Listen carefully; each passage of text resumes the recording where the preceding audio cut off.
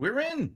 It's happening. Welcome to The Right Mindset. I'm Thomas J. Bellezza, and today is Sunday, as always, 2 p.m. Eastern Standard Time. So we are going to have some fun on writing. Basically, write a book with me from concept to completion. So let's.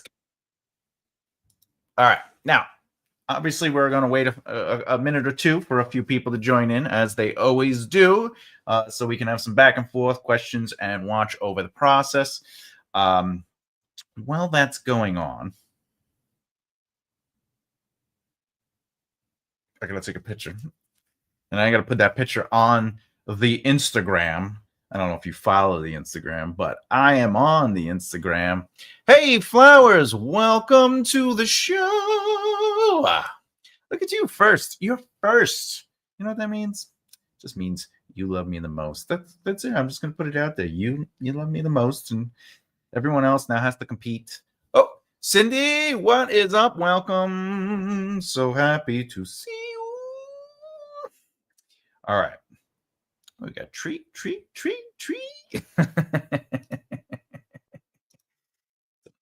That's an adorable heart. All right. Okay, let's put this over here. Let's open up my soda. Oh, yeah.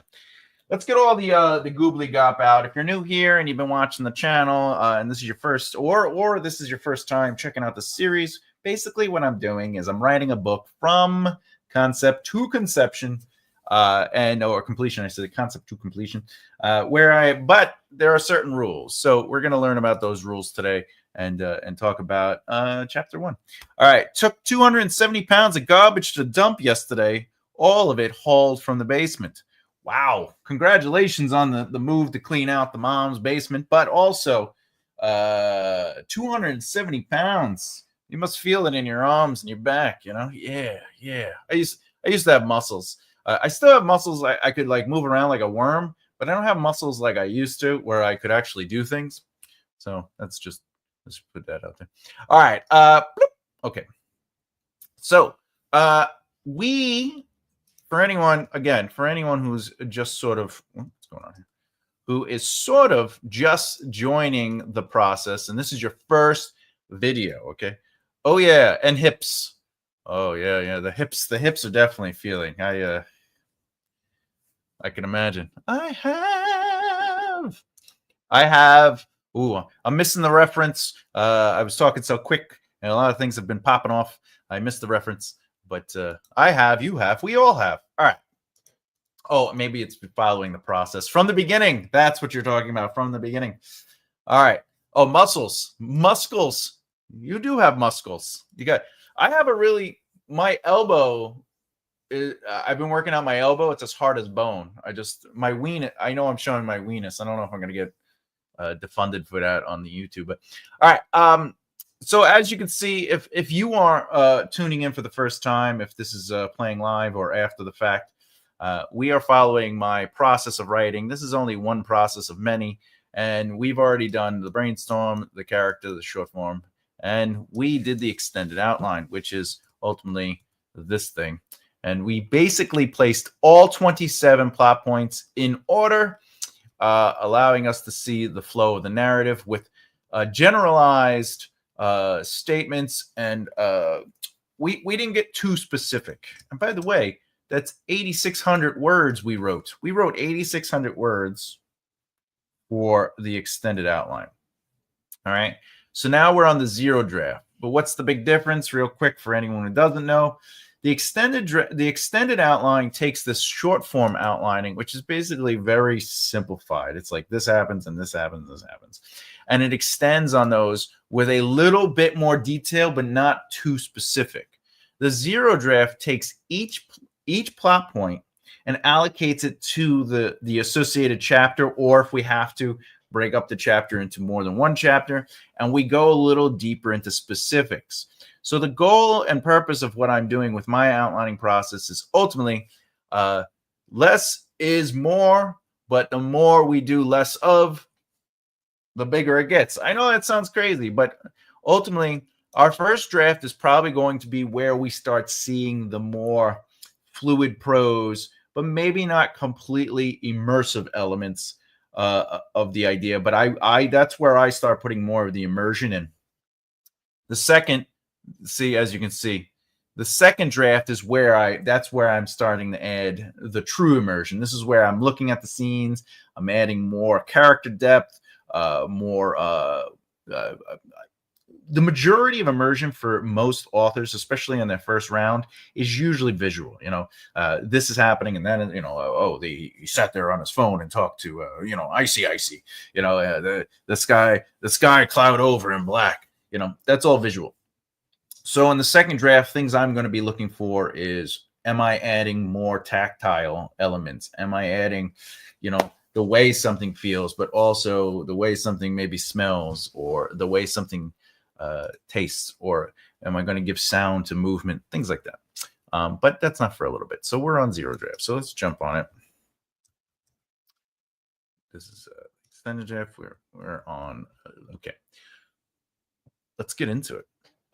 So far, we've gone pretty far with this. This is the first scene. See, I ended here.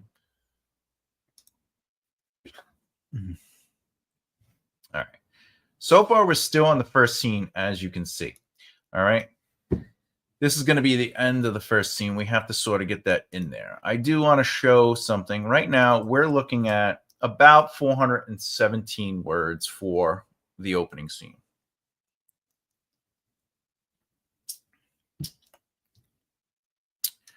Oh, yeah, that's right. You're both nurses. Yeah, the 200-pound patients. That's why nurses are strong. You don't mess with nurses.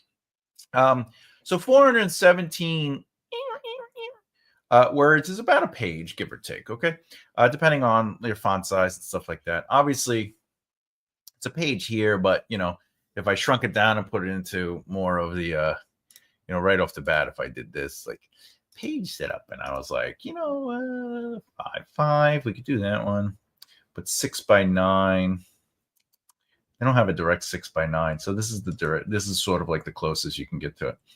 All right, so that's what obviously I'm also doing this. So if we took away the dots, all right, and we made it a little so you could see it. Obviously, I do some cleanup, but it's like a page and a half. But if we weren't doing the intro page, it would probably be about a page. All right. So, those are just little things to help you understand. Oh,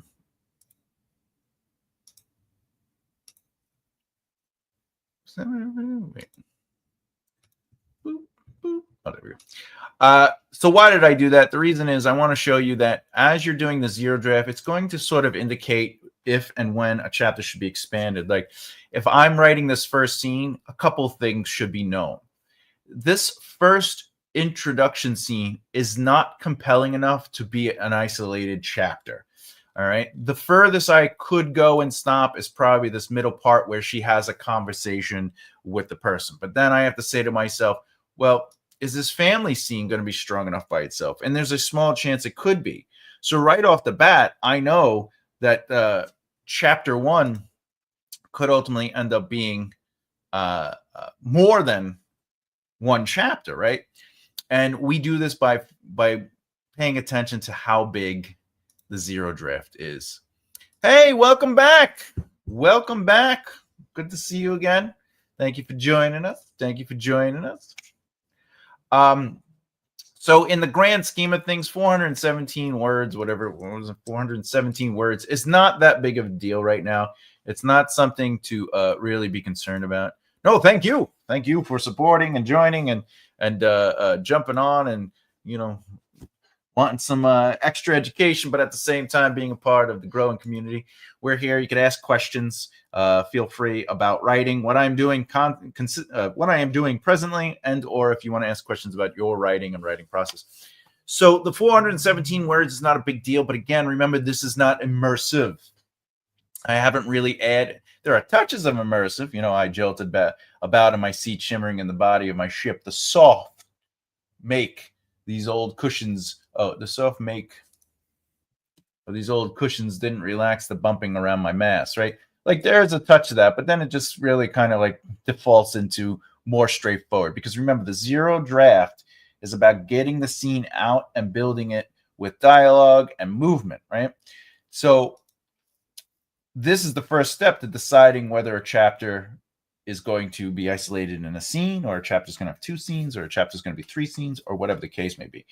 I wouldn't go further than 3 scenes per chapter, unless, of course, it's a battle and you're jumping around. That's different. Is this the outline? Oh, that's a great question. This is the zero draft, and I beat it out with plot points to see the movement. So this sets up the beat. This extends that beat. This is another beat within that. So it's how it helps me visualize. The actual outline is here. So what we did, or rather, how we worked through it is I took the 27 plot point outline and I basically beat it out, each plot point into a chapter as an exercise. However, a plot point does not have to be isolated to a chapter. You can have, 2, 3, or 4 chapters per plot point. It doesn't matter. Like, it just matters if the narrative movement is there, the pacing, and the logical narrative movement is happening. So this is the extended form of the outline where we sort of worked out the beats. There is a shorter outline. Let's see. Well, it's basically this, but a little shorter. All right. So let's go back. Okay. Let's keep going. So we're going to try to finish out this scene somewhere very close to computer edit. Okay. Laura calls to the planet. I thought I was closer, but this damn fuel light is on. She knew she was closer. Also, something I'm going to notate for myself is, to anyone watching, I always do red notes, okay? Potentially make the computer dialogue visually different. Static or font. All right. So I'm not going to do that right now, but that's something that I'm going to think about where, maybe I could take, obviously, if I'm using, because I use InDesign, I use Adobe InDesign to do my book layouts. So I have over 5,000 fonts in my computer, plus I can manipulate the page and the design and the outline a little bit more. So you get a little bit more movement with InDesign.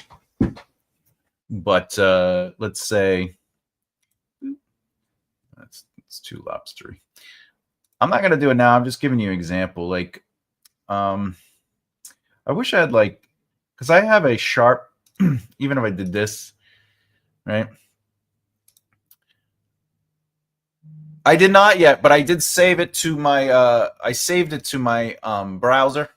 So it's on, when I have some free time, I go through to review stuff, and it's on that. My drafts are way more messy. Nothing wrong with a messy draft. If you're able to focus on it and make sense of it, then there's no problem with it. But going back to this,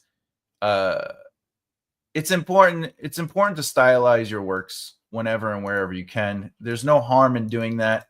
I know that, sometimes writers are like, well, what font do I use? Well, Times New Roman's always good. Anything that is basically this style, Garamond is good.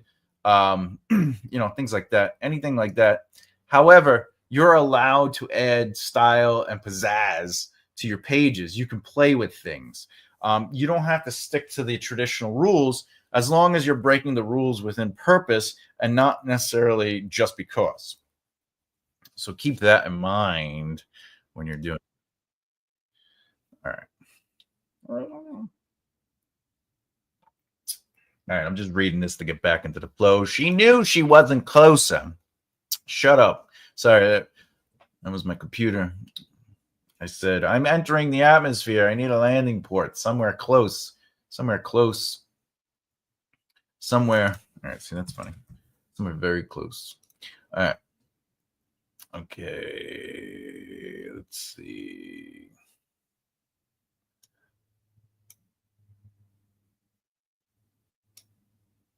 This I'm actually going to close down to the planet. Speaking.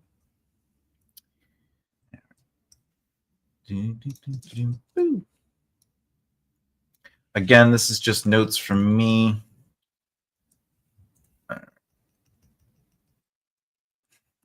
I like to have this available just so while I'm cleaning up and building and designing it, I can, not have to really think about stuff.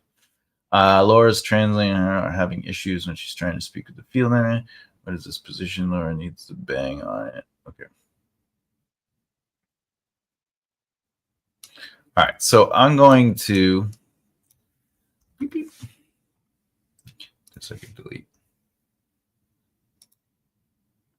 Is that a story? So Red Dwarf is a show, or film, whatever. No, or what is it? It's a show, right? Dwarf. Yeah. Red Dwarf. It's a British sitcom, and it was aired on 1988. It's a UK sci-fi comedy. Yeah. The photos of it looks amazing. I love the special effects, like the angular looking robot guy, things like that. It looks like a lot of funny stuff in there. Interesting actors too. All right, let's get back. Okay, so I don't know where I am. I don't know what I'm doing. Wait, did I do the low fuel? I told you. I know.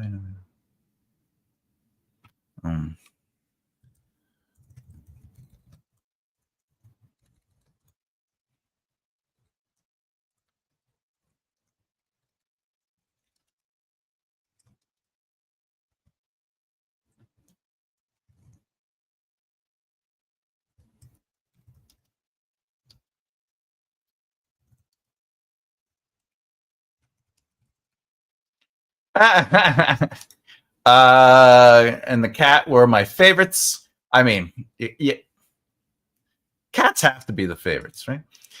No cherry. Well, I actually don't drink Coca-Cola products. Those are off my table. But yes, no diet wild cherry Pepsi.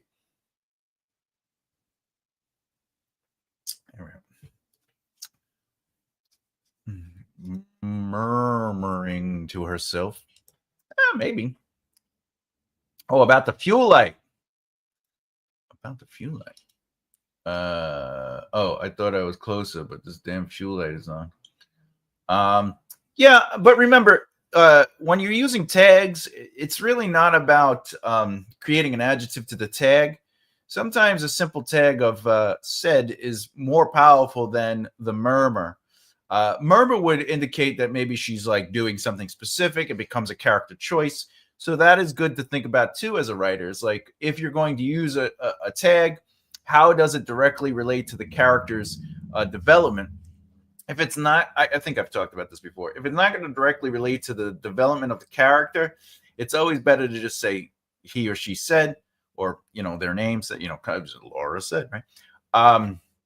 However, in this situation, I am working on the zero draft. So as I developed the manuscript more and more, murmur and things like that might not necessarily fit now, might fit later, etc.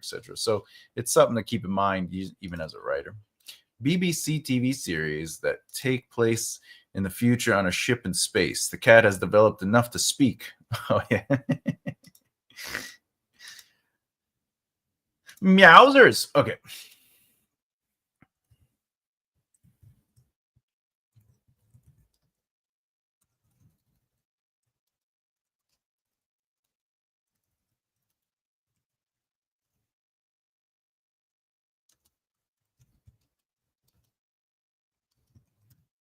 The static.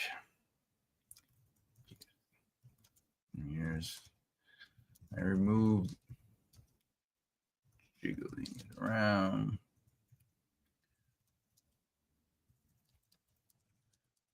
And all right. Okay. Jiggling it around.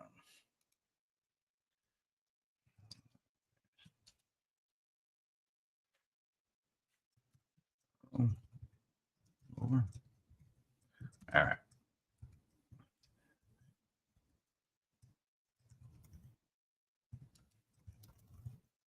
All right. What we got here? The Sanderson law to use almost exclusively ceteris. Yes. Again, the reason for that is because it's invisible. Uh, um, However, if you do read Sanderson books, which I'm sure you do, you will notice many rules he says not to do, he does. He adds the ly words, he adds the m dashes.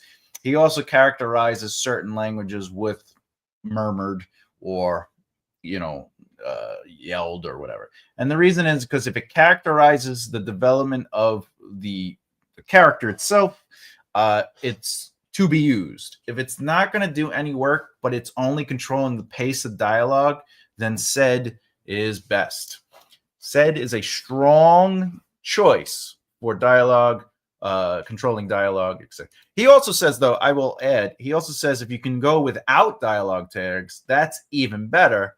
I like to try to do action beats when and where I can.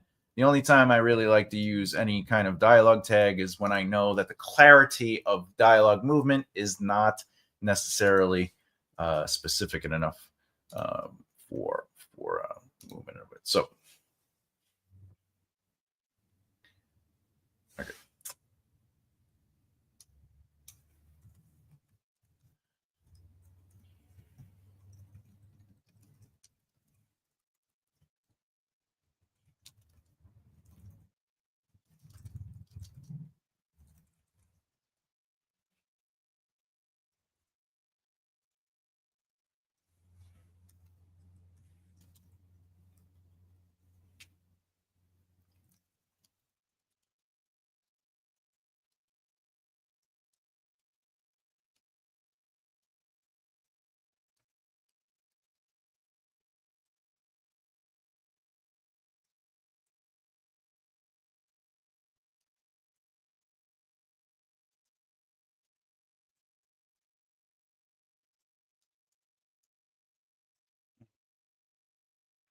All right. Okay.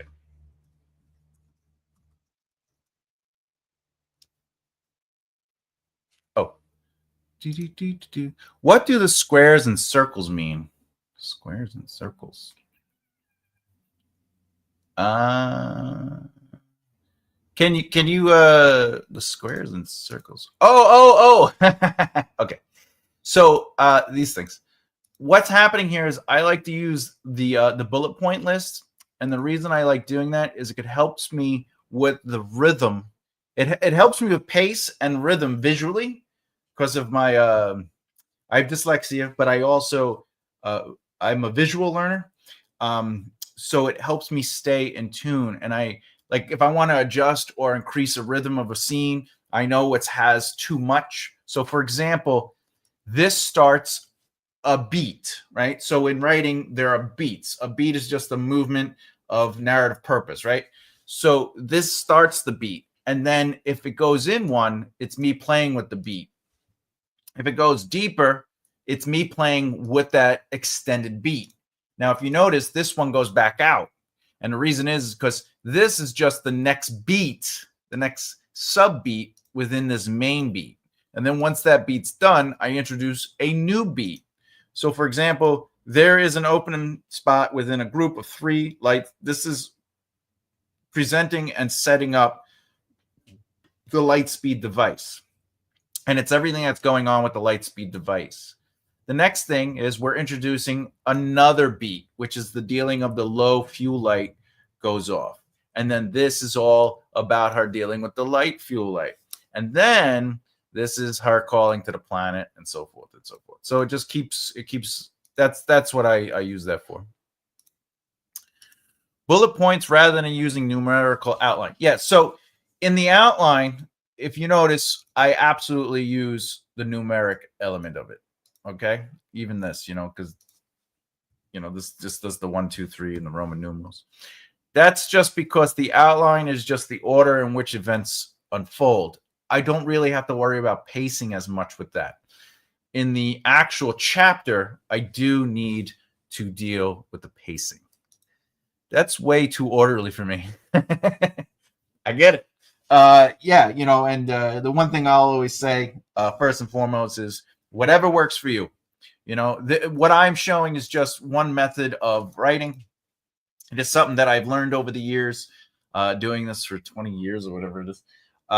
And things I've learned from other people, mentors and other writers and people, just being around the community. And but at the end of the day, I said there's one guy on here that one of our good buddies wrote. He says he writes everything longhand, and I think that for me that might be difficult because my dyslexia makes it hard to correlate the design or shape of a letter with my hand and my words, so the speed at which I can write is limited. Whereas using the keyboard, I have trouble spelling still, but it's not as advanced because or as aggressive because I'm not worried about actual letters now. I'm not misappropriating letters, I guess. So at the end of the day, whatever works for you, and I always stand by that. Even like Stephen King, he says that he just sits down and writes whatever it is, 5 pages a day, whatever, and he doesn't outline, he just pantses, and then when he feels like it's getting stagnated, he just throws a metaphorical monster in the room, which is it means a conflict or a problem, and he's like, how do I get the characters out of that problem? That works for him. Me, I like to look at the isolated beats, the isolated movements, and I like to see them within the context of narrative purpose, where it's influenced, the characters themselves are being influenced not only by what they choose to do, their agency, and how the plot is playing out. So I like to see that in long form, Instead of writing a book out and then being like, all right, let me now I got to go back and read everything and make sure everything makes sense. Ever since I discovered outlines, I started finishing stories. I mean, that's what it means. Like an outline, I'll stand by that too. An outline really helps you see a story, and the hard work of making sure it all makes sense is sort of put to the side because the outline allows you to look at it at the smallest purposeful reasoning of beats of how it's playing out. So at the end of the day, you can just look at 8,000 words and be like, oh, this all plays out. Instead of reading 30,000 words and being like, does this all make sense? Anyway. Laura.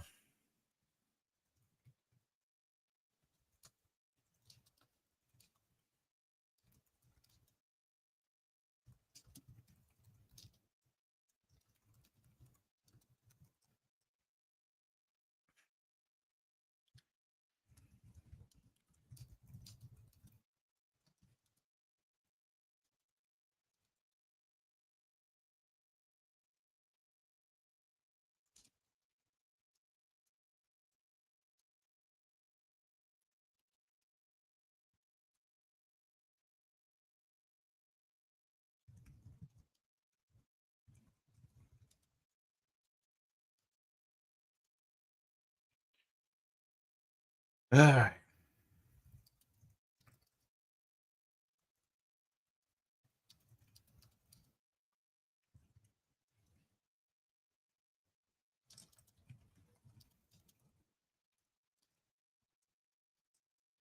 All right. Okay.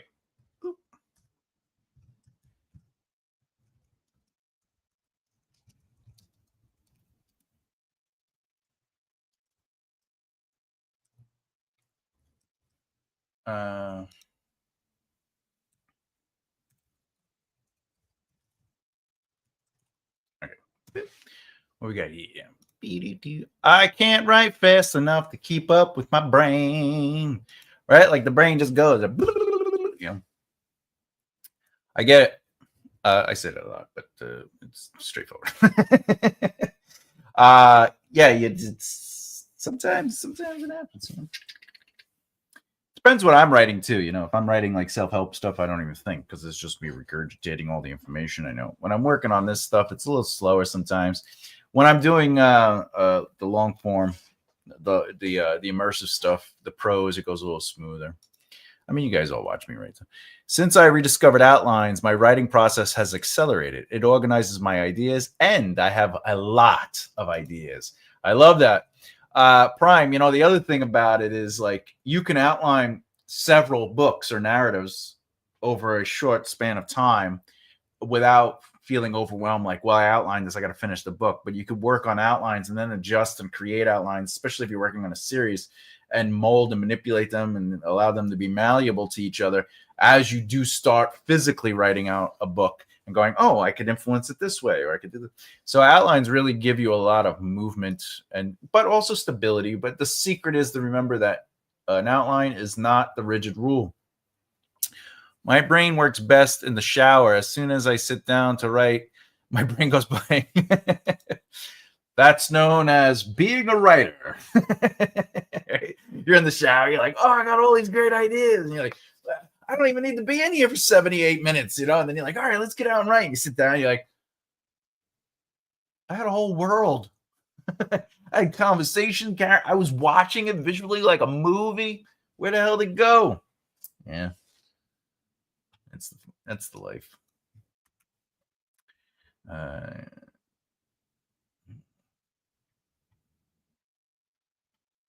Okay, so it's every time. Okay. 30 minutes in. Okay. All right, Laura. Okay. And towards the plan. Also, another thing. See where it's first person, so I'm saying I muted her, or I muted the computer. Okay. Right. This is supposed to be like call to the planet. Like a lot of the first person gets like repetitive, or even here, like, oh yeah, because I'm writing in first person. I'm supposed to just be writing it out. I keep going back and forth. That's the thing with a zero draw. You don't have to really worry about it being consistent in that sense, because that's all going to be cleaned up. That's my Afghani. You take a journal with you everywhere. Ideas can come from anywhere. Mm-hmm. Agreed. Heading towards the planet. The ship shook, curled, wheel.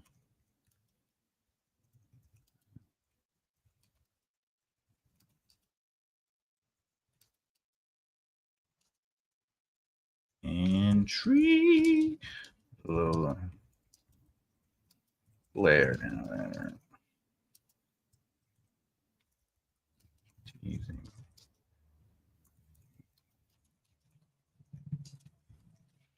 Okay. Oh, I've learned to do that. Keep a set of receipts, cards with me. Then, when I have a minute, I add them to Scrivener in the story I'm writing, or a general document. That's a very good way. Yeah, it's not right. Like that's what we got to keep up on the notes as best as possible. Soon you'll have a robot sitting outside the shower, and you could tell your ideas to it. Yeah. Right? I also sometimes I like the voice to text. Where you just talk, you just let it out. Or back in the day, what I still have, I have like 4 voice recorders because I was always writing lyrics or music idea. I'd be like do do down down right, and then so voice recorder was always good too because you just let it go. See, this is more my style of writing. Not really a fan of first person, but we'll get there. We'll get there. Oh, Google Gemini. Yeah, don't mention Google Gemini because then everything will pop up Google Gemini. All right. Okay.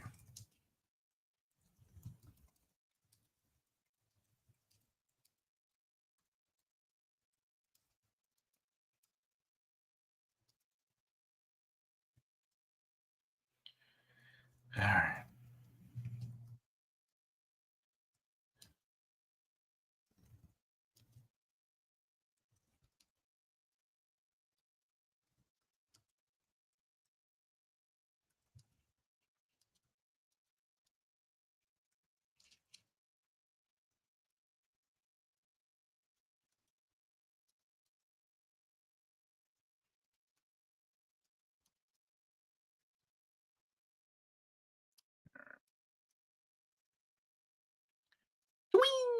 The Gemini twins. Okay. Okay, into the fall. Feeling several times. Pausing.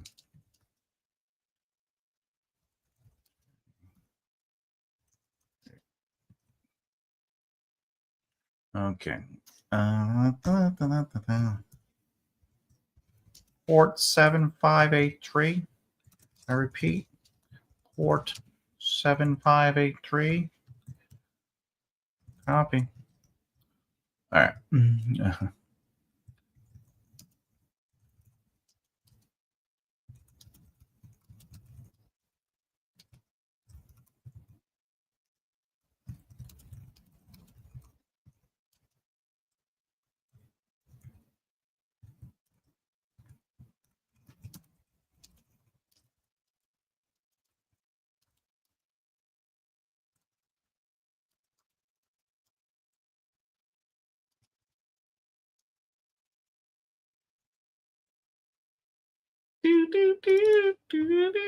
I hate that I can't use my M dashes when I'm doing a live for some reason.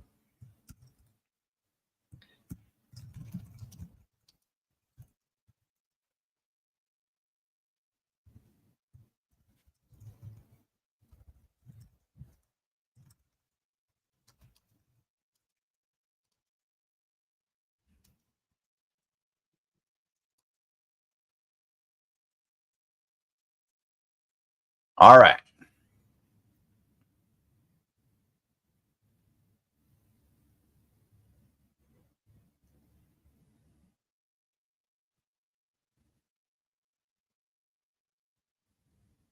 Okay. That reminds me. I got to get rid of this too. All right.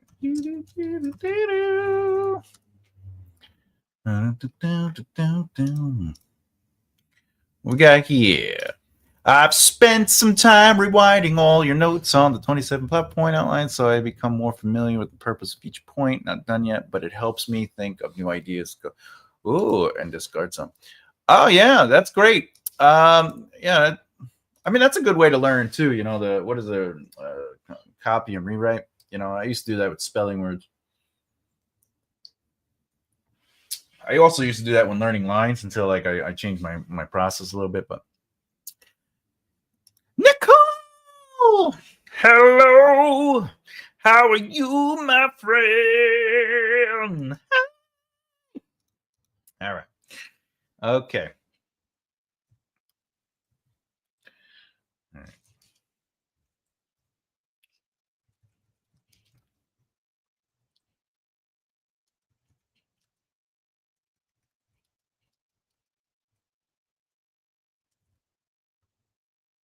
All right.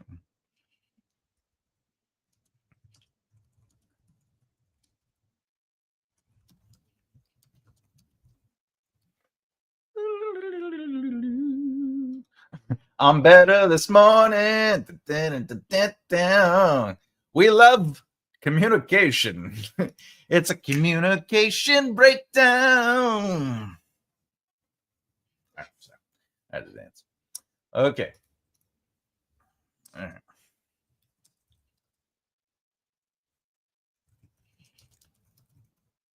Okay, the meter indicating pressure on the bottom and front of the ship.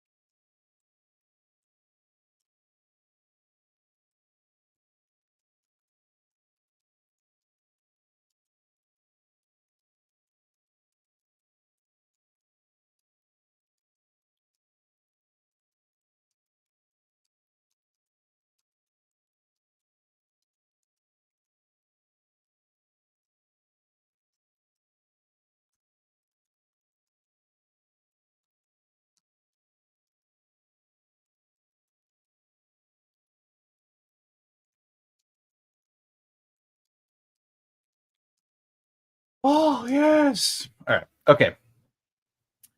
The fun of it all. Also, as you can see, like looking at the dots, it doesn't look like a regular book to the untrained eye. I've been using this system for a while, so my brain is seeing it like rhythm and stuff like that. The other thing is, remember, this is a zero draft, not even a first draft, but most people don't write zero drafts. If you write a first draft, don't worry about how good it is. Just get out the rhythm and feel. Most likely, some of this, if not all the dialogue, will change somewhat, completely, or not at all. The point is just to fly through it and get through it and get the idea moving and allow your brain to sort of develop the scene. Because remember, great writing is rewriting. So when we go back, once I get to chapter 2 or even scene 2, I will go back and I will start cleaning up and playing with the earlier stuff or adding stuff, or it's always a process. Just vomit the words on the page. That's right. Just get it out. I'm working on a chapter right now called Naradita, all right, which is the name of the community of people.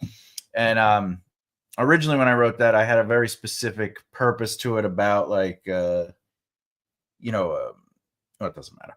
But anyway, I wanted to change that theme. I didn't want it to be I wanted to change sort of like what we thought one thing was. And so I adjusted and rewrote some of the trajectory of the scene, but I also gave some more immersion because I'm on the first draft of that. And but it's always a process, another thing about that is I broke that chapter up into 2 chapters. So the zero draft, it was 1 chapter, and then when I finally got back to it and I started really building on the first draft version of that chapter, I realized, all right, these 2 beats do work as their own chapter, but it's also gotten to 4,400 words. So if I add the feast moment of that chapter, this chapter was going to be 7,000 words. So I was like, why don't I just give the feast, since it feels so isolated in its own self, even though it's a continuation, it gave it more depth. It controlled the pacing because the speed at which information is being presented to the reader has now been cut in half. We have this and all the information that is the through line for that, and then we take the feast and we allow that to be its own moment.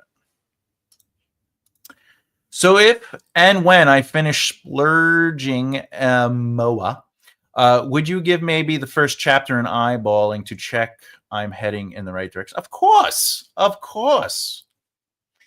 Of course. For you, obviously.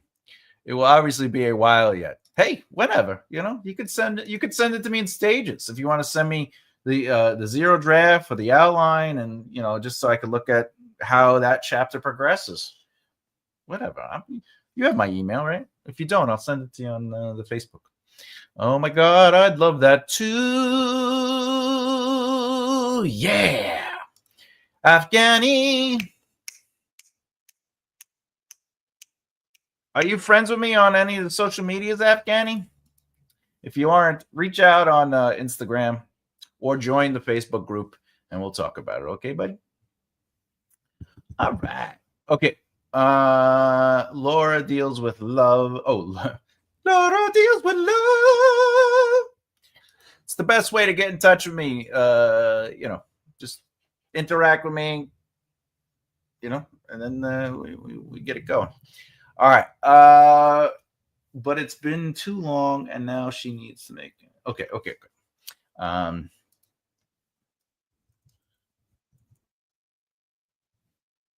right.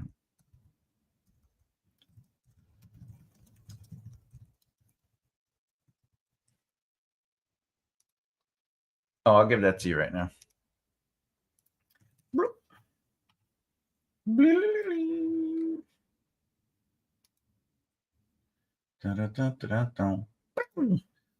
Groups. The right mindset. Boop, there you go. Enjoy. All right. Okay.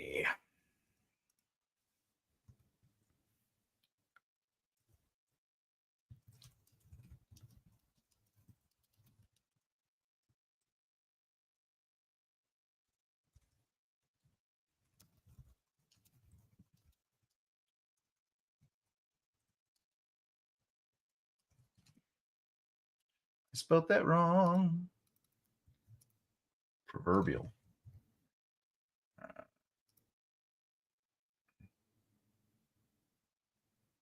think it's proverbial.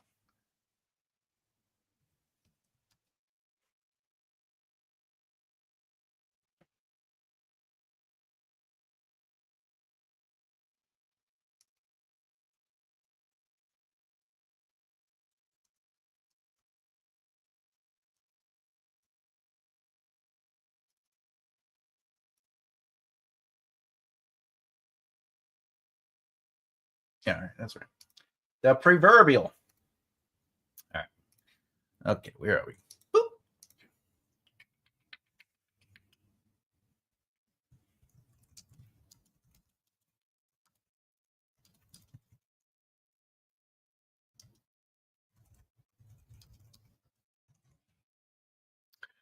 Mm.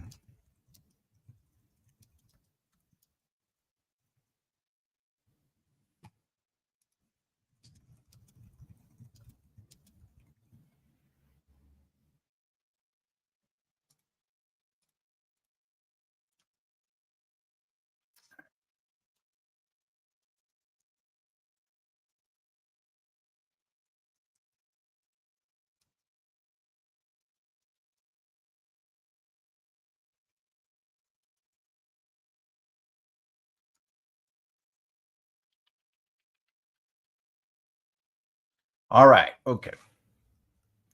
Now this is where we're going to get a little quicker. Okay. So we're going to say, watch this. The ship lands on the field. Laura bounces around them. Ship complains about fueling, needing it to get fixed. All right. And then what we can do is we could just take this, bloop, put this right here. All right. So why did I do that? Because, you know, when you're working on the zero draft, right, it's not always about getting all the detail in there. Again, remember, you just sort of want to get out the basic, even like I'm writing in third person right now. I'm not even writing in first person anymore. I'm just trying to get through it. Not because I'm like, let me just get through this, but so I can get the ideas out. And since I work stronger in sort of third person than first person, you know, it's better to just sort of move that. And if I sat here and just built on the dialogue, that would also slow it down. So the one good thing about dialogue is we're getting the personalities of the characters and stuff like that. Like I'm going to give more personality to the field person, the what do you call him? The field navigator. I'm going to give more personality to him when I go back and adjust things. So hey, welcome to you have been approved, good sir. All right. You have been approved. Now I understand zero draft better. I thought it was getting into writing, but it really is setting plot, then doing the pros. Yes, correct. My plot is more complicated by because of the dual POVs. You should be good. Yeah, you're welcome, man. Thanks for joining. We'll definitely talk about, you know, me giving a little look-see to your stuff. Cindy, back to you. Yeah, so the zero draft is not, we're not worried about prose. We're not worried about how pretty it looks. We're not worried about, is this dialogue great? We're not worried about any of that. We're just worried about expanding the extended plot points or beats into full movements to sort of see how it plays out. Right off the bat, just looking at this, I can tell you right now, I can go either way with the landing. I could either make it more intensified and elevate the stakes, which I might lean into. Right now, it's like going back and forth. She's not necessarily worried or concerned, but there is a chance they're going to crash. So that vibe and feel isn't necessarily present completely all the way through. So that's something I definitely have to work on. More importantly, though, if I look at this right now, This is at 885, so that's like 2 pages, 2.5 pages. So the first scene is 2.5 pages.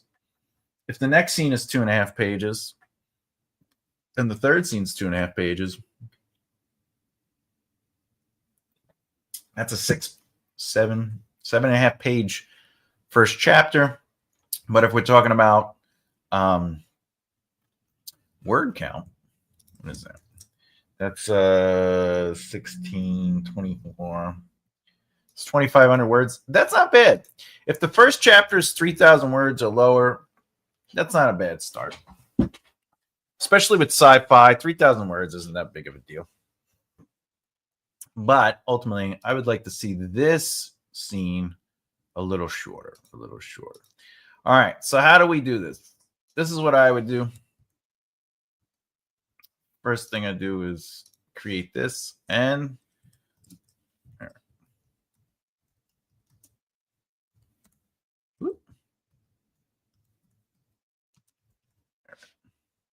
then I add the hard chapter breaks as I write.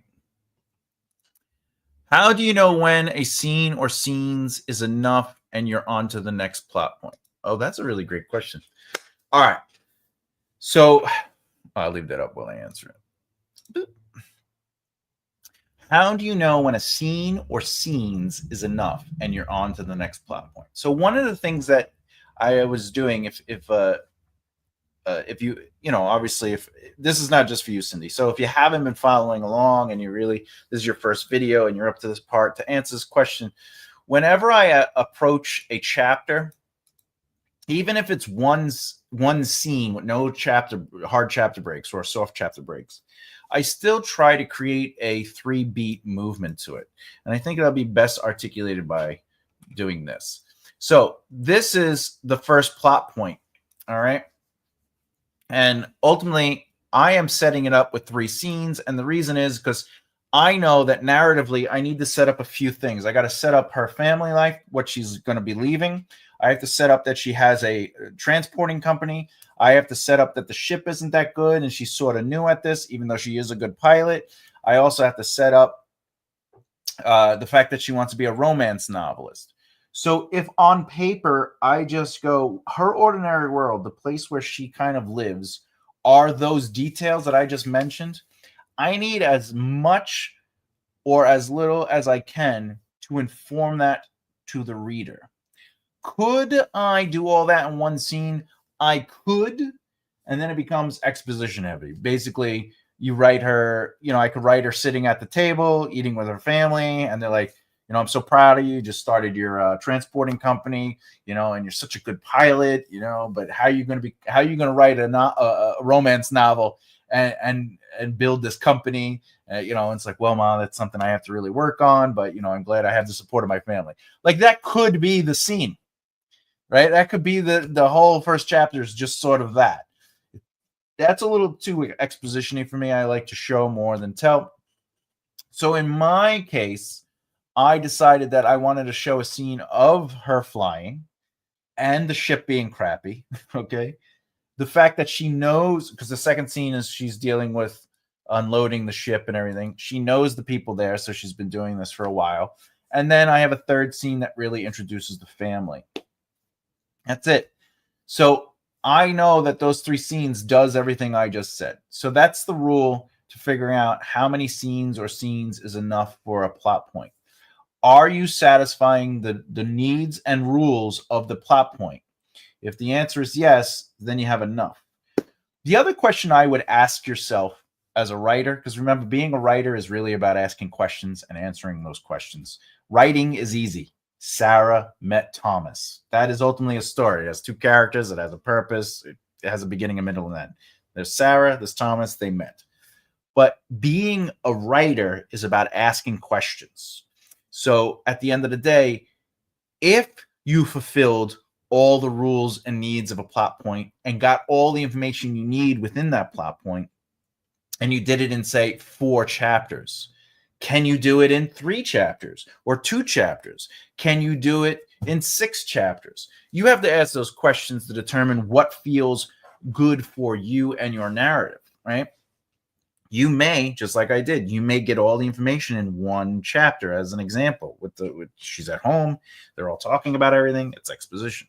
But does that feel right for your voice as a novelist? Does that feel right for the pacing? Does that feel like too much information, right?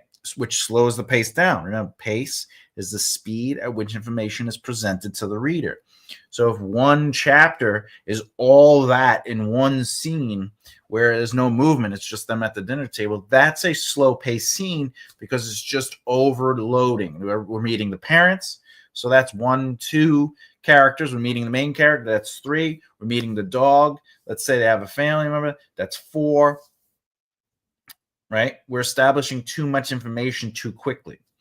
That's why they say, don't add a lot of people in the beginning. But you can add people, just don't give them a pronounced position. What that means is like, unless it's a prologue. Prologue breaks a lot of the rules because prologue is setting tone, adding questions and stuff like that. But if you can, unless it's a series and it's book 2 or 3 or 4, in a first book, the first scene there shouldn't be more than 3 people in the first scene.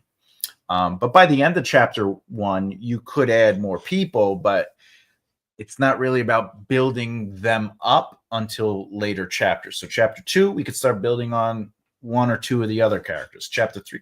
So, there's things like that. But ultimately, the simple answer to your question is what you wrote fulfilling the rules and information needed for that plot point? If not, then you got to add more. If by adding more, it's too big, like you're like, I just did this in 7 chapters, you have to ask the questions, how do I shrink that down? Or is this the right pacing for that? That's really what it comes down to. There's weird people who don't read the prologue. I'll tell you why.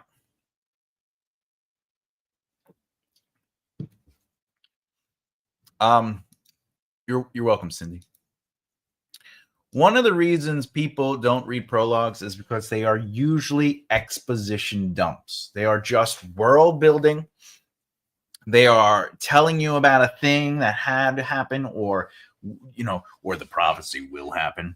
They're informing the reader of things that could easily just either be seeded through the entire novel, or just it's so slow that why have it?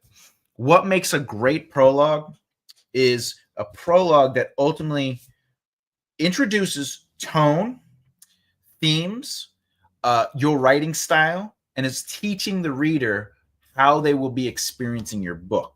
If you could do those things, you don't need the exposition. But you should also be creating questions. Who are these people? What's going on? Why does this exist? You can still add exposition as long as it's not exposition for exposition's sake. I call it character exposition, where we are learning through the lived experiences of the character and the narrative combined. That'll make a great prologue anything. They're giving backstory instead of triggering memory through current events. Yeah, I mean, you could do the memory trigger. I there's nothing wrong with that. But you are right. They could easily just be like, let's just create a memory moment, flashback. You don't always have to do that, but you can. And there's nothing wrong with flashbacks, especially if they're used through trigger moments and emotions. A prologue does need a hook, but that hook could be a question. That hook could be a tone. That hook could be the theme. That hook could be your style of writing. That hook, so the hook doesn't necessarily have to be like, they jumped off the dragon's head and glided down while the beast fell dead from their sword of doom. But how will they land? And they're makeshifting a device to help them glide down. Like that is a hook, but you don't have to always have a hook that is action packed like that. My prologue starts off very slow, one might say. It's contemplative. It's already in a morose, dark moment. And I think I've said this before. A lot of readers look at my prologue and they go, it's how many words? It's 8,000 words. And they're like, oh, and then they read it and they're like, I wanted more. I wanted it to keep going. Or they'll be like, whatever the case may be, they end up, I really like this. Or, I love the way your prose work or your immersion or these characters just feel real on the page, and it just read so fast, which is different than pace. Reading a fast read is not necessarily fast pace. A fast read, you're fairly new to this channel. I write with logical narrative movement, which means every sentence builds on the previous sentence and then slowly builds to something else, and then every pro builds on the previous pro. So it's almost playing out an immediate reaction. So it also has a cinematic element to it because I have a screenwriting background. So yeah. So the hook of the prologue for me, and that's a scenario, even though it's a slow opening, and at first people are like, this is too long, I'm not even going to read this, is the way the prose work, is the way the characters move, is the way the immersion works. So yes, it does need a pro, but it doesn't always have to be like, you know. Oh, that's with the flashbacks. Yes. I'm after a big emotional reaction, and triggered back flashes may help with that. Past wounds, etc. Yeah, 100%. Because we can relate to that, and depending on how you create those triggers and those flashes will definitely help. But I will add, make sure you remember to trigger back to the present and not just become the present. And also try to avoid asides in the sense of like, did you knows or I remember when. So keep that in mind when you're working on it. Oh, we've been doing this for an hour, huh? All right. Where we go? Okay, let's go back and just sort of conclude today. So we finished the first scene. Next week we're going to work on the second scene. I'm going to try to go a little quicker next week. I'd like to try to get a little faster, but again, if this takes me a long time, it takes me a long time. This is an exercise of writing and teaching to show you the process of how it kind of unfolds. For anyone who's wondering where it's going to go, a beat like this, let's take a really simple beat. All right. Laura grabbed the mic closer to her mouth. What'll happen when I'm starting to work on the next element of the writing process is I'll take this and expand on it. I will create a before and this is just dialogue, right? But maybe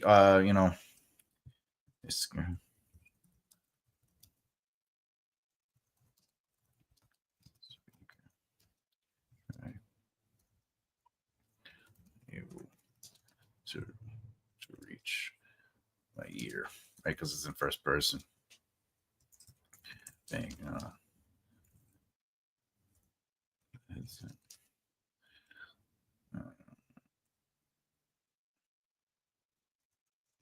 sound down. Hot. All right.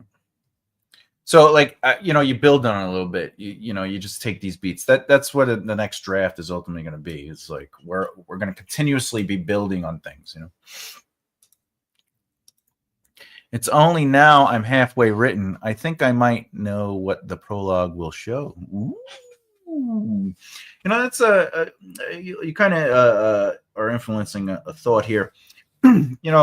Some writers will start with the prologue and be like, let me get there. But also, I don't know if this is what you're doing or what you're inferring, but there is a strength in sort of writing the book and then figuring out what could the prologue be. Like how does the prologue influence the theme, the tone, the relative truth of what is being written? But more importantly, remember, your prologue shouldn't directly influence the main plot. Does that mean it can't be a part of the plot? No, but it shouldn't directly influence the main plot. A good example of that, a good example of a prologue influencing the plot would be, let's say somebody finds a stone and it's a magical stone, and they're like, we have to get this to Prince blah, blah, blah. Okay? That is chapter 1. That is not a prologue. Let's take the same stone and make a prologue that doesn't influence the narrative purpose. Somebody is digging, they find the stone, the magical stone, they wipe it off, and they go, whatever. This can't be the stone, not the stone of blank, blank, blank, or right. We must keep this from the world and hide it. Now, maybe in the main narrative, they discover that they have to either find the stone of blah, blah, blah, or they ultimately have to go to where these people are. And it turns out the stone was found 10 years ago. And that's not directly affecting the narrative. It's informing the narrative. And that's an important note. I like when the prologue is mysterious. Oh, yes. And to be fair, most prologues, even exposition deep prologues, are quote unquote mysterious because we don't really know anything. We're only relying on the trust we have for the writer. And is it a reliable narrative as well? Is it first person, third person? Is it omniscient? If it's omniscient, it could be reliable, but there's also that chance it's an unreliable narrator, even an omniscient, which is fun to read. But at the same time, I know what you're saying, like where like you're like, what is going on? And like that's my point. It's creating questions. A prologue should create questions. Even if it answers questions, it still should create questions.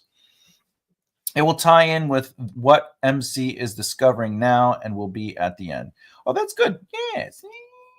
Yeah. So that is sort of informing the narrative and not necessarily like chapter 1. That's the hard part about prologues is like, is this chapter 1 or is this doing its job as prologue? That's just reminded me of the Omen when they're digging and find. Oh, yes. All right. There you go. Yes. Yeah. Those knives aren't necessarily the first scene. They're setting up they're setting up the mystery. They're setting up questions. They're setting up, and then it turns out those are also relevant to the narrative. So they're informing the narrative, but that isn't necessarily the narrative. Because the narrative is about the Omen. The narrative is about the child. That's the main narrative. This is the Antichrist. But the knives aren't necessarily, like the movie isn't about the knives.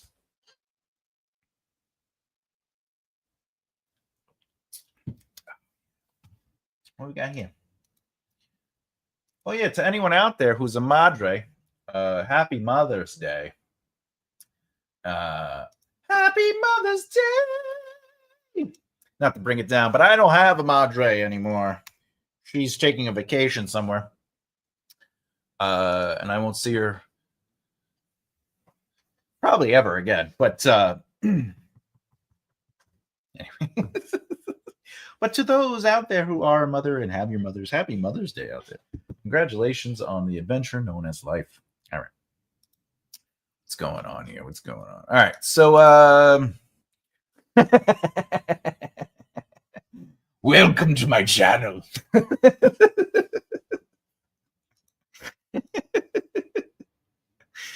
All right, so real quick, next week we're gonna work on this scene. Hopefully, we'll be able to get this scene done as well. I'd like to try to get this first chapter done. I try to move a little quicker next time.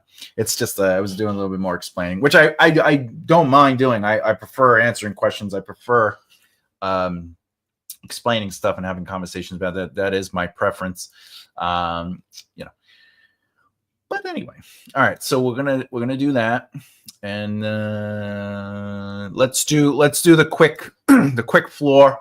Do you have any questions about what I went over today? What things I've gone over in the past? Do you have questions about writing in general, or even your own writing? I am a developmental editor and a writing teacher, so this is sort of like a chance to get some free input. Well, I'm waiting for everyone to come up with their questions. If they have any, let's do the whole shindig at the end. Remember, you can find me on makearightlefthehere.com. Do you have what it takes to make a right left here? Do you, punk? This is where you can find all my coming books. You can find my services. You can find, see where I'm touring. If I am right now, I'm not really, though I will be teaching again at a library. They have me coming back, so that's going to be exciting. What we got? Do you have a video about how to use more of the colorful Excel document? I only really caught what you said about the first page the last time you spoke about it. Are you talking about this? This page? Whoops, I don't know why that matters. Sorry about that. Are you talking about this with the dates and everything and like all this stuff? Ah, yes. The answer to that is no.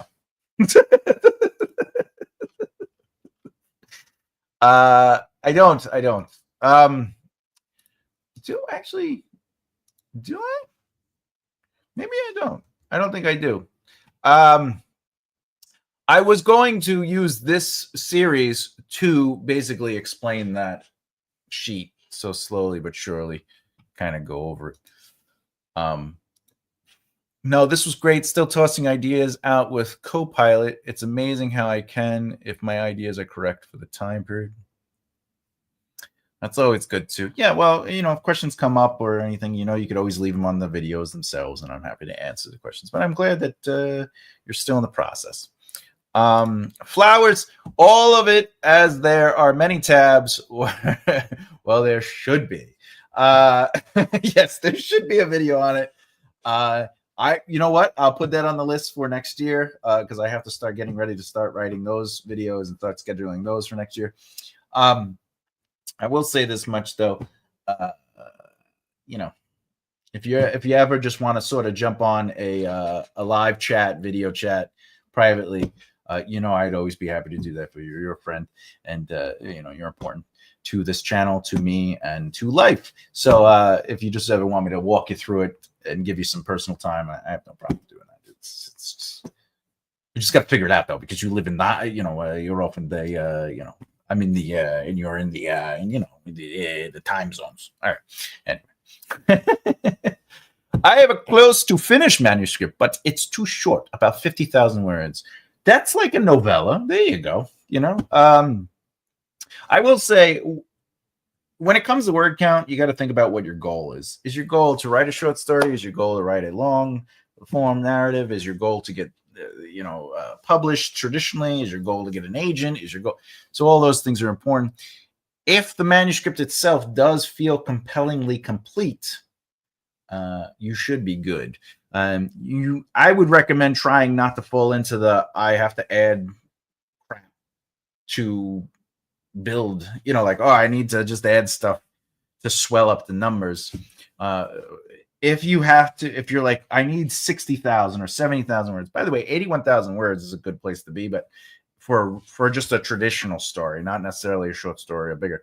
But if you're like, I need 81,000 words, it's better to think about how you can connect beats, and that's more helpful than just sort of like expanding like the immersion or like whatever the case may be.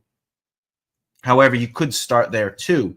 You might, I don't know what your pages look like, but you might be writing so streamlined that you're not sitting in moments. You can slow down the pace a little bit, and that will help expand the words as well. But make sure that it always has purpose. Don't expand to expand. Expand because it influences the character's emotional choices and experience of that moment. So that's important. Yes, of course, I'm thinking 60,000 K. That's a good number. That is also like a novella, though. There's nothing wrong with it. You just got to think about what your purpose is, your goal for your word count. Do you have a word count aim for your series? Each book, I mean. Yes. 10 words. Now, yeah. So I don't necessarily write with a word count goal in mind. However, I do write with a narrative goal in mind. So I know where I want it to go, and I know where I want it to end. And I start, as you see my outlining, I start with the most basic, general, broad idea I can, and then I slowly build on that. If the narrative fits within that, I'm comfortable with it. For example, the original book I wrote for the Epic series was supposed to be 3 books. The first book was going to be the devious perspective. The second book was going to be in Maven's perspective, going through that same time period, except his actually starts earlier because Maven's older.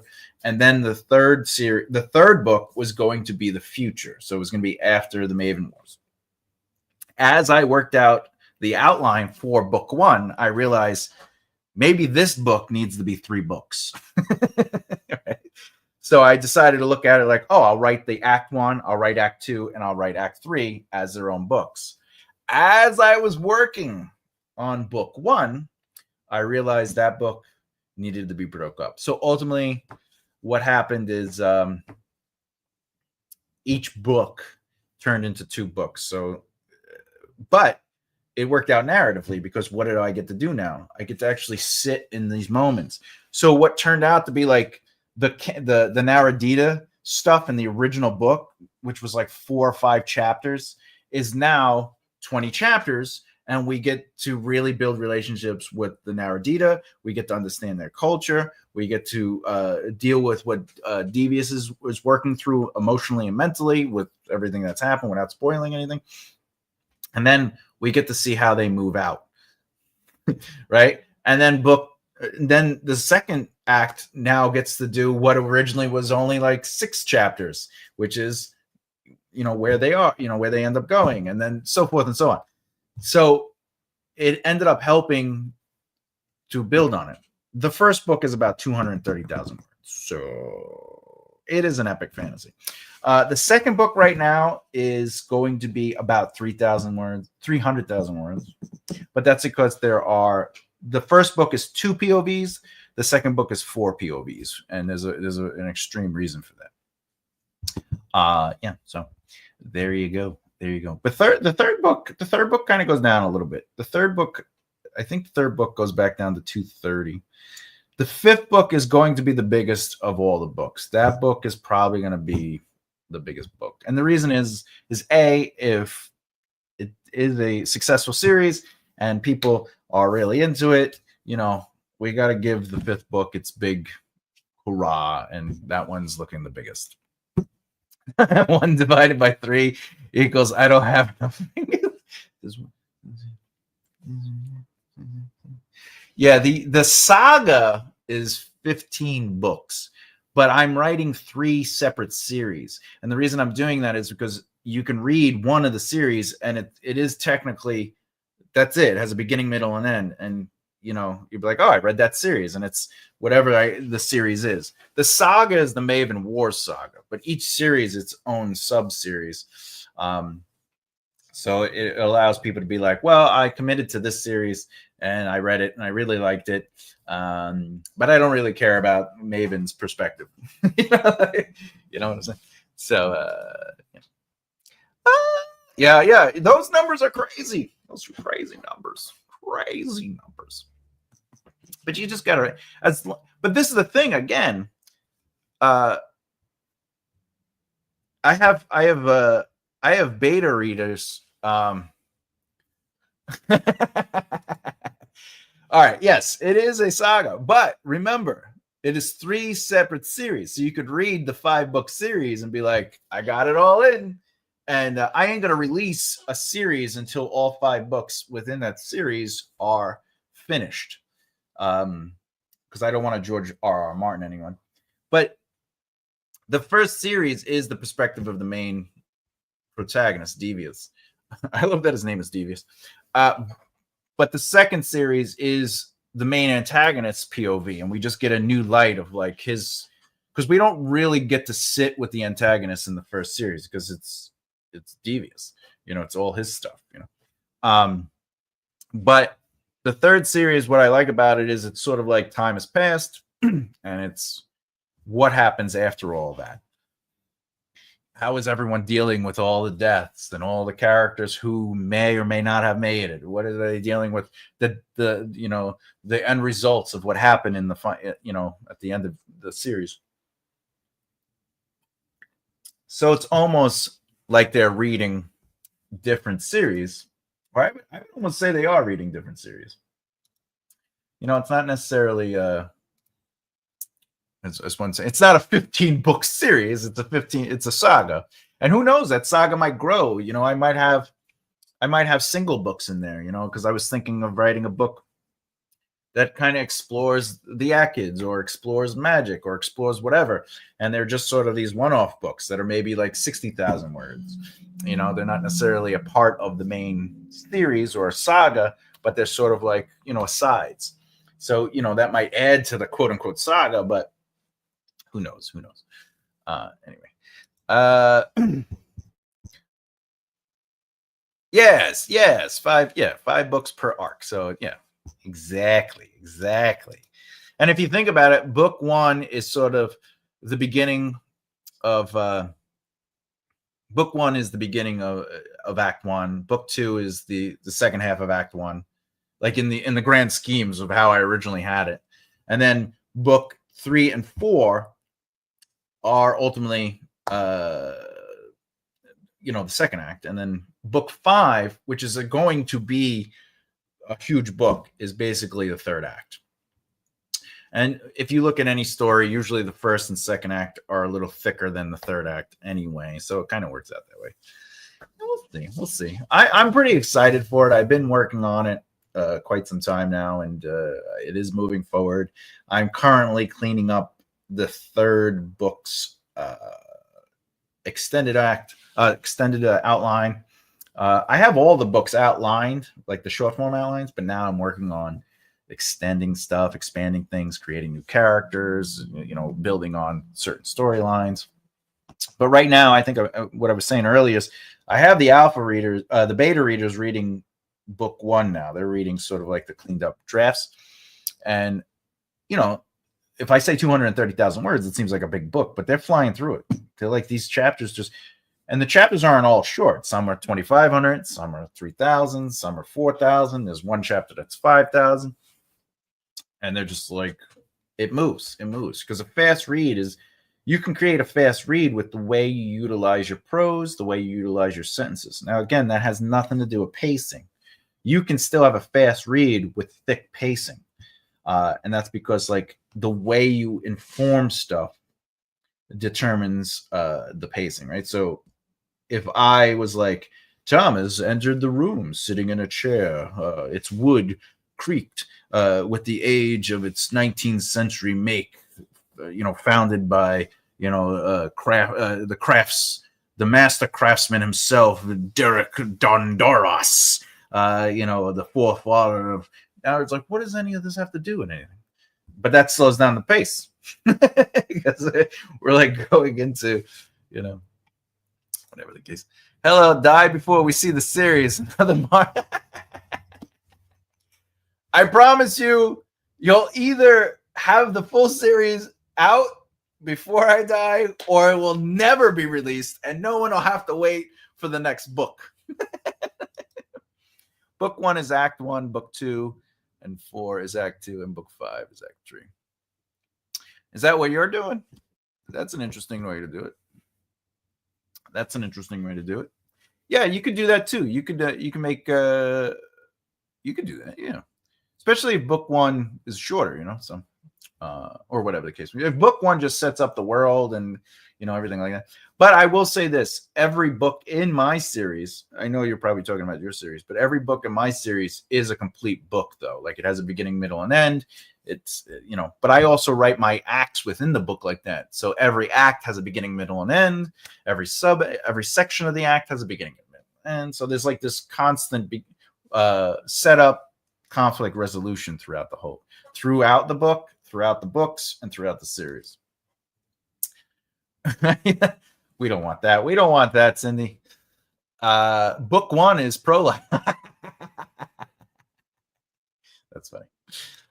No, I'm just trying to guess your book style. Well, the original book style was book 1 was its own thing. Book 2 was Maven's perspective, and book 3 was the future. The way it worked out is I broke up book 1 into 3 books and realized, okay, wait, this is flying by too fast. I need to break this book up. So I just broke up the first 2 books into 2 books. So it's Act 1, 2 books. Act 2, 2 books. Act 3 is 1 book. And who knows? That might change. As because again, I'm working on the extended outline of book 3 right now, and as it looks, we're doing pretty good with it. But book 4, I'll be honest, might end up being fairly comfortable of a read. It might be 150,000 words because it takes place in one location, but the location's massive, and it follows several of the characters that have been building relationships with over the course of the first 3 books. So we'll see what happens. I'm trying to guess your book style. My book writing style is I write lyrical, not purpley. I write lyric because I'm probably because I'm a lyricist, but I write with a lyrical, immersive, cinematic tone, which allows it to be. You could really visualize everything. I don't do a lot of internal or exposition-y stuff. You see behavior. I do a lot of character behavior, but not like his knuckles turned white as he sat in his anger. I don't do that. But we see characters behaving. So I love to see behavior because I come from screenwriting. So I try to implement what would this physically play out as. So I like playing with body language. I like playing with their interaction with their environments. My environments are part of the movement of characters too. The way light, because I think of it as a scene, like I'm looking at a shot. So how does the light become a character within the scene? How does it affect the mood? So I do a lot of that. My style. It's just my style. Anyway. All right. I guess if there's no questions, we could do the I could finish up everything. If I die before he finishes, I'm going to haunt. That's fine. I don't mind being haunted as long as if I'm hungry or something, or I want to drink, like if I need my Diet Cherry Pepsi, your spirited ghost can go get it for me, so I don't have to get up, because I'm getting old and my back, even the idea of having a back hurts. If you haven't done so already and you've been following for quite some time and you're like, all right, I think I'm gonna take the jump, I would like to subscribe and hit the bell icon so I don't miss out, which would really mean a lot to me. I appreciate that. Meaning you, Thomas, not Martin. Too many people ahead of me. That brings us back to I die, you die.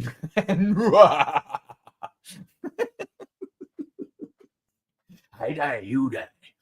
Welcome to my channel. All right. This channel gets very dark.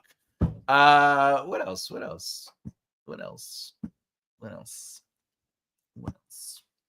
I guess that's it. Oh, the audiobook recordings have been going well. I'll be doing more in a little bit as soon as we get off. And then what else? Yeah. My first self-help book is coming out next month. That's my goal next month. And then that's it, really. That's it. Been working on the epic fantasy. I'm thinking of starting I'll just see this out there for anyone who's interested. I am thinking about starting a weekly live class where it's an actual class, though, where like people are like, I will join that class, and it'll be a weekly 90-minute class where we do an hour lesson and then a half hour of questions to that lesson, and it'll be ongoing.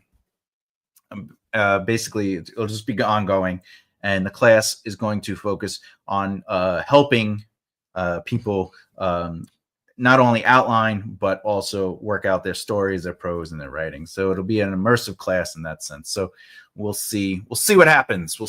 I'm trying to work out the logistics of that. So I'm just kind of seeding that out there that it is potentially coming, and I am working on the pricing of it, because again, I want it to be extremely affordable for everyone, because it's not really about the money for me, But I was always taught if there's a price to something, people take it a little bit more seriously in the sense of like they dedicate it. And the whole point is about getting people to write their books and motivate them and get them to focus down, but also being helped. So we'll see what happens with that. I'll wait for you on the other side with a very big typewriter. I'm in. And pizza. Please have some pizza. Oh my God. Oh my God. Yes, it is literally a ghostwriter. That is so funny.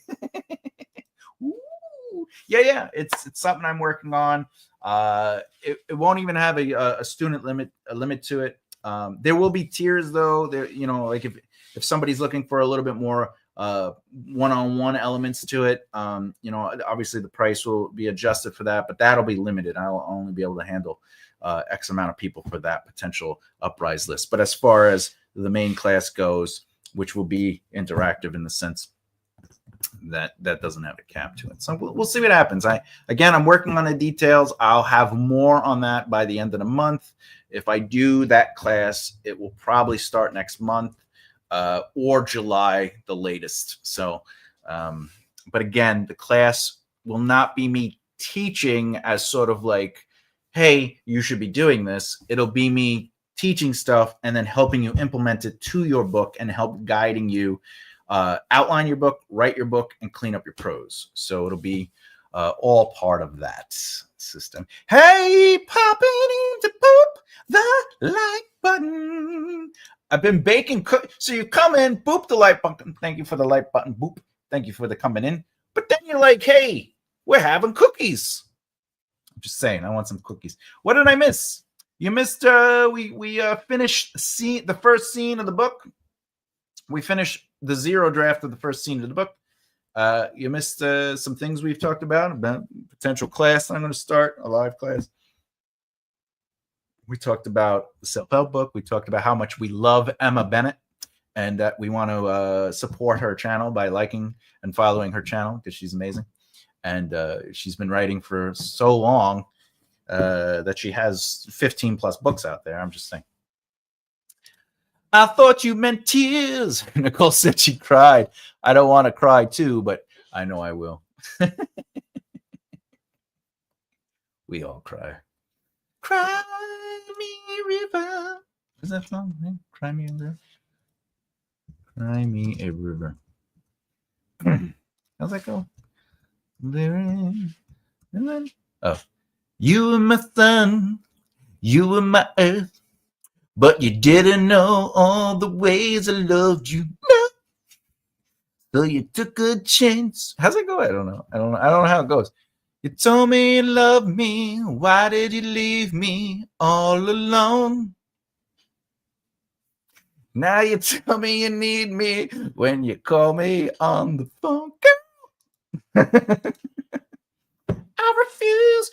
I like how everyone starts joining the chat when we're ready to just get off the chat, and that just maybe I should do. Should I start at 3? No, I got to start it. I got to start at 2 when I start at 2 for my own sanity.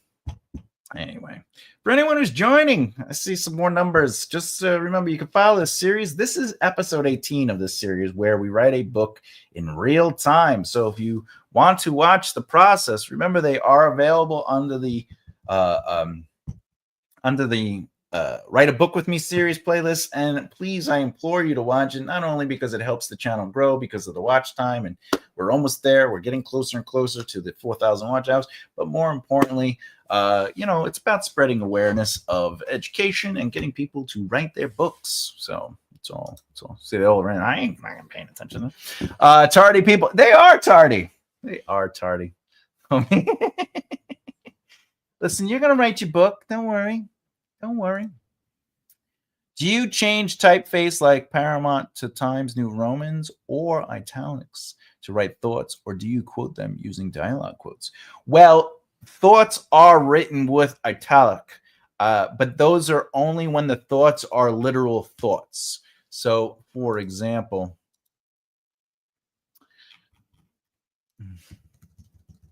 there are several ways you could do all right. Road.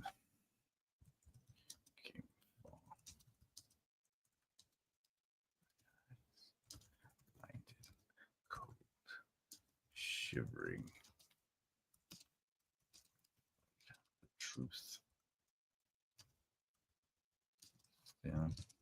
My words would not break beyond my thought, for her loving gaze.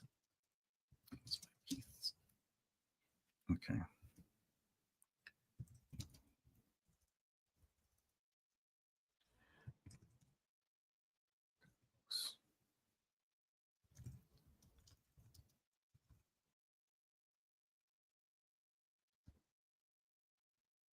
Just quiet around the room. And I reached each person. Laugh, kindness. It all moved. It all filled step.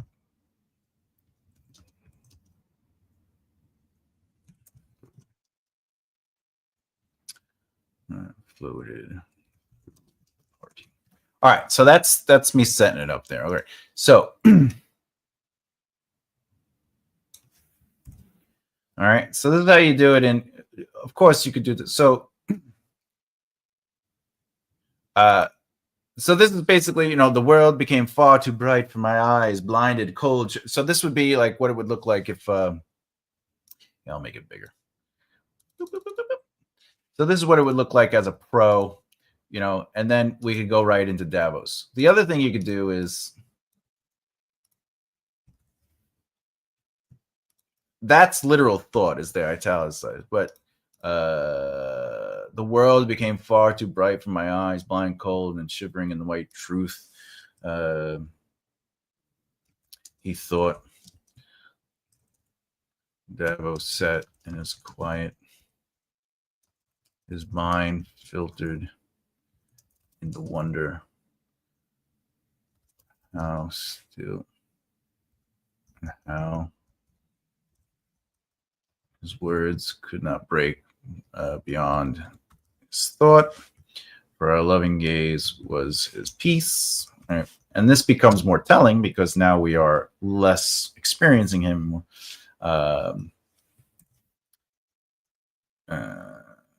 His hands quiet, watching him. Okay, so this is more like processing though. So if you write without the italicized and you just change some of it, and it's less about the world became far too bright for his eyes, blind and cold, and okay.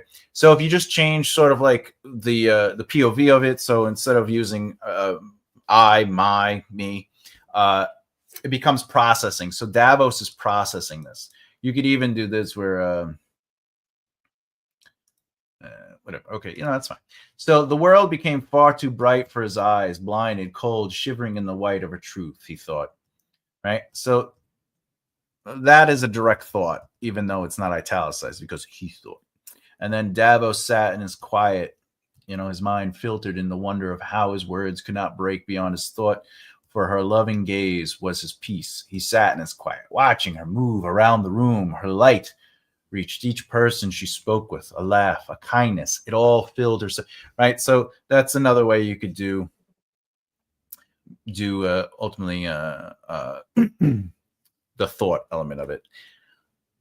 I'm just saying. All right, what we got here? What we got? Ooh, cool! I like the yeah. Thank you. I'm really excited about the idea. I've been mulling it over, and I think I just got to figure out a few more details, and then it's something that I'm definitely going to put out there. And it'll be something where ultimately we talk about a process, and then I help. The class is there to help kind of sort of get everybody to do the process with their own writing or adjust the process into however they can. Missed you, Emma. I think she left. I think she ran out to do her cookies. You missed us haunting Thomas. Oh yeah. All right. Well, anyway, I hope that helped with the thoughts elements. You wouldn't use the whatchamacallit. You wouldn't use the dialogue coach for thoughts. I'm more prone to sort of not.